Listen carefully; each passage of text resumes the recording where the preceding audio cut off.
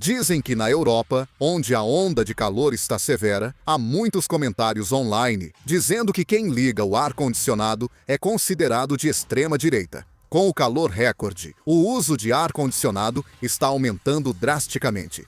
Hoje, vamos analisar esse assunto direito. Vamos conferir agora. Recentemente, na Europa, a polêmica em torno do ar-condicionado ultrapassou as questões do cotidiano e se tornou um tema central no cenário político.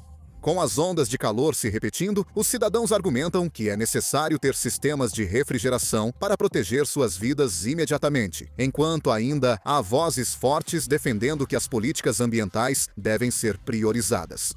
Assim, até a opinião sobre o ar-condicionado se divide fortemente conforme a orientação política. Em alguns espaços online, postagens associando usuários de ar-condicionado à extrema-direita e críticas às políticas verdes se espalharam, intensificando o conflito social. Nesse clima, na França, com as eleições presidenciais marcadas para abril do ano que vem, a política sobre o ar-condicionado se tornou um dos principais temas políticos. Marine Le Pen, deputada da Reagrupamento Nacional, promete ampliar o acesso ao ar-condicionado e destaca que cabe ao Estado proteger a população das ondas de calor. Jean-Philippe Tanguy, deputado do mesmo partido, criticou que, após a onda de calor de 2003, deveria ter havido expansão da infraestrutura de refrigeração no país, mas a falta de conscientização política impediu uma resposta adequada. Com mortes recorrentes por ondas de calor, eles defendem que o acesso ao ar-condicionado e à refrigeração não pode mais ser tratado como tema de disputa política. Por outro lado, o campo progressista mantém a posição de que é preciso cautela em relação à distribuição em larga escala de aparelhos de ar-condicionado. Jean-Luc Mélenchon, líder da França insubmissa, alertou que mais ar-condicionado pode elevar o consumo de energia e piorar as mudanças climáticas. Ele argumentou que, em vez disso, expandir as áreas verdes urbanas e melhorar o isolamento térmico dos edifícios para reduzir a temperatura interna são soluções mais eficazes a longo prazo. Diante da mesma onda de calor, um lado prioriza ampliar sistemas de refrigeração e outro foca em melhorar o ambiente urbano. Lidar com o calor extremo torna-se uma escolha política. Isso também ocorre na Alemanha, onde há conflitos políticos sobre o ar-condicionado. Atualmente, o partido com maior índice de apoio na Alemanha é a Alternativa para a Alemanha. É um partido conhecido por sua inclinação fortemente de direita. Mark Bernhard, porta-voz de construção da Alternativa para a Alemanha, afirmou que políticas de construção influenciadas pela histeria climática, como a classificação de eficiência energética, estão impedindo a instalação de ar-condicionado e, como resultado, o número de mortes por ondas de calor está aumentando. Ele declarou que pretende impedir que cidadãos sejam sacrificados em nome da ideologia climática. O Partido Verde reconheceu a necessidade de ar-condicionado, mas sugeriu que o subsídio só seja dado se painéis solares forem instalados no telhado. A polêmica sobre ar-condicionado na Europa surgiu devido à pior onda de calor que atingiu a Europa. Desde o início do verão, temperaturas anormais geram grandes prejuízos. De acordo com a agência AFP, a Torre Eiffel chegou a fechar mais cedo, às 16 horas, devido ao calor anormalmente alto. Isso é grave, pois a Torre Eiffel costuma ficar aberta até meia-noite na alta temporada. Como a estrutura de ferro pode entortar com o calor, decidiram fechar mais cedo por segurança. Na França, mais de um quarto do território continental está sob o maior nível de alerta para a onda de calor, e a onda de calor deve persistir por um longo período. Na verdade, o impacto da onda de calor pode ser claramente confirmado nas estatísticas. De acordo com dados divulgados pela Euromomo, a Agência Europeia de Monitoramento de Mortalidade, o número de excesso de mortes em 27 países europeus ultrapassou 10 mil recentemente. Dentre esses, mais de 9 mil foram contabilizados como idosos com 65 anos ou mais. Idosos sofrem mais com a onda de calor por terem menor capacidade de regular a temperatura corporal e frequentemente apresentarem doenças pré-existentes como cardiovasculares ou respiratórias. Especialmente quando as noites tropicais continuam e a temperatura não cai o suficiente, o corpo não tem tempo para se recuperar, aumentando significativamente o risco de agravamento rápido da saúde. A Reuters explicou que o excesso de mortes registrado pela Euromomo não indica que todas foram causadas pela onda de calor.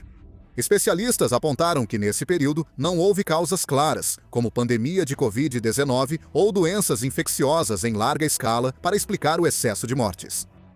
Considerando tudo, é provável que a onda de calor recorde tenha influenciado o aumento das excessos de mortes para 10.650 pessoas no período. O Euromomo avaliou que o alto número de mortes em excesso nesse período foi um fenômeno muito incomum.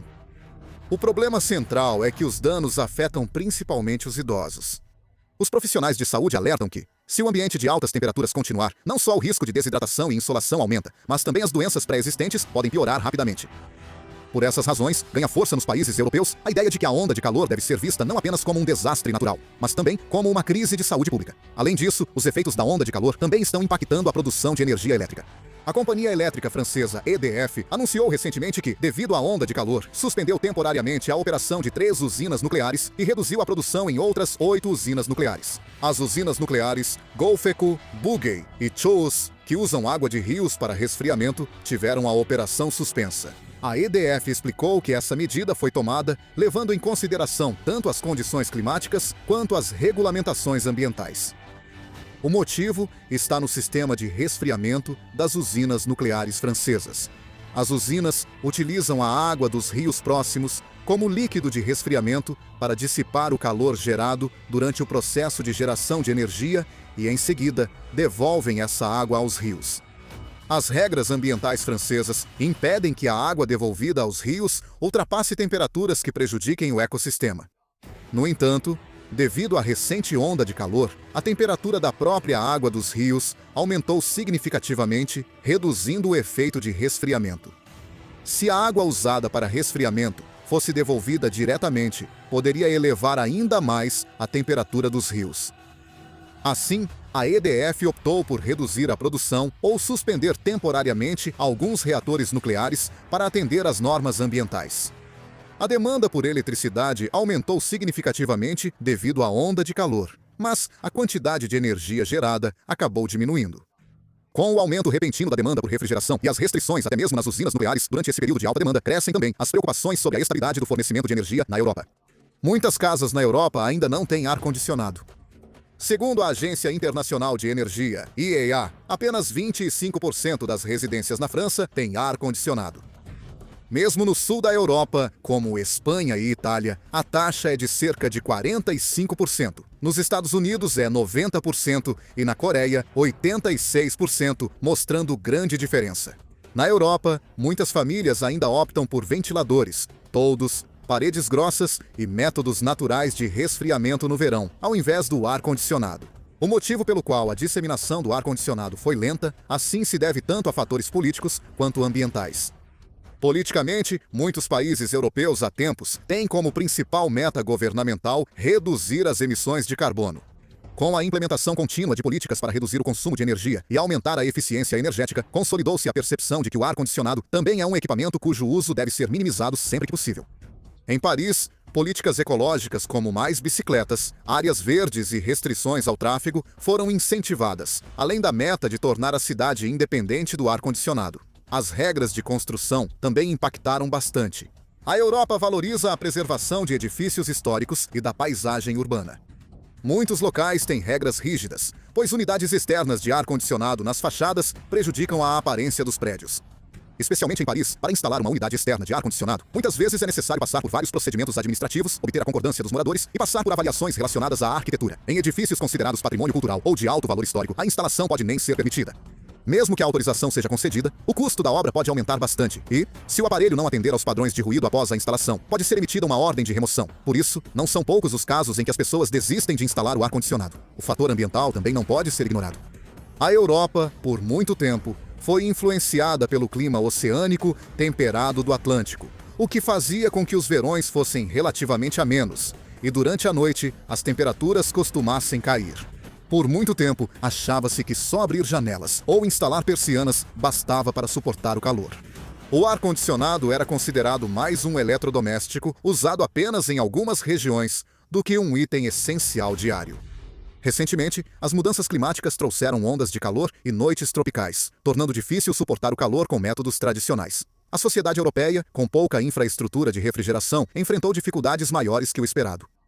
Embora ainda haja debates intensos entre formuladores de políticas na Europa, acredito que as políticas ambientais mudarão, já que pessoas estão morrendo. Nos últimos 20 anos, a Europa priorizou a neutralidade de carbono e a redução dos gases de efeito estufa, ampliando suas políticas ambientais. Políticas como economia de energia, aumento da eficiência energética dos edifícios e expansão de meios de transporte ecológicos também foram promovidas nesse contexto. No entanto, recentemente, com a repetição de ondas de calor recordes, aumentaram as vozes que pedem uma reavaliação das prioridades dessas políticas. Responder à crise climática é fundamental, mas muitos defendem que o Estado deve priorizar proteger a vida e a saúde dos cidadãos contra ondas de calor. De fato, tanto no meio político quanto na mídia, está crescendo a opinião de que as políticas existentes devem ser ajustadas para se adequar à realidade, em vez de simplesmente serem mantidas como estão. Há também quem defenda que as políticas devem ser revisadas para expandir ativamente os sistemas de refrigeração em hospitais, instituições de cuidados e escolas, bem como apoiar a distribuição de aparelhos de ar-condicionado com alta eficiência energética em instalações públicas. Há previsões de que, no futuro, a Europa poderá ajustar suas políticas para fortalecer a resposta às ondas de calor, ao mesmo tempo em que mantém as políticas ambientais. A atual polêmica sobre o ar-condicionado está sendo vista como um teste para a sociedade europeia, indo além do conflito em torno de um simples aparelho de refrigeração, pois coloca à prova qual equilíbrio será escolhido entre as políticas climáticas e a segurança dos cidadãos.